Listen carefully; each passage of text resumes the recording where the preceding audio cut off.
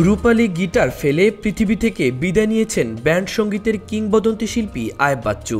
2018 সালে বিদায় নেওয়া প্রয়াত এই শিল্পীর গান মানেই ভক্ত শ্রোতাদের মধ্যে ভিন্ন অনুভূতির এক উন্মাদনা। শিল্পী জীবনে আয়েব বাচ্চু ভক্তদের উপহার দিয়েছেন অসংখ্য কালজয়ী গান। নানা কারণে সম্ভব হয়নি বা সুযোগ পাননি বলে কিংবদন্তি শিল্পীর বেশ কিছু গান আজও রয়ে গেছে অপ্রকাশিত।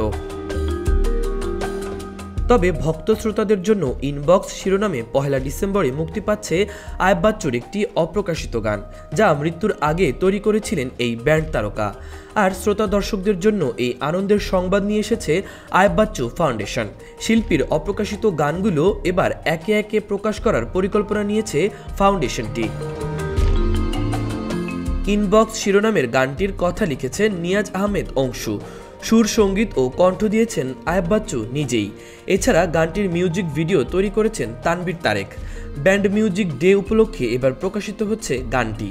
ইনবক্স গানটি মুক্তি পাবে আয়েব বাচ্চুর ইউটিউব চ্যানেল, আইটিউনস, স্পটিফাই সহ কয়েকটি প্ল্যাটফর্মে। এলআরবি ব্যান্ডের গিটারিস্ট আব্দুল আল মাসুদ বলেন, বস আয়েব বাচ্চু বেশ কিছু গান তৈরি করেছিলেন।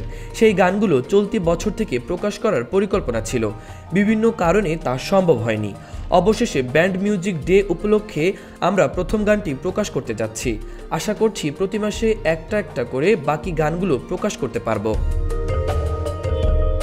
আব্দুল আল মাসুদ আরও বলেন, কেউ যদি অপ্রকাশিত গানগুলো স্পন্সর করতে চান তাদের স্বাগত, কারণ গানগুলোর ভিডিও করতে অনেক অর্থের প্রয়োজন হয়।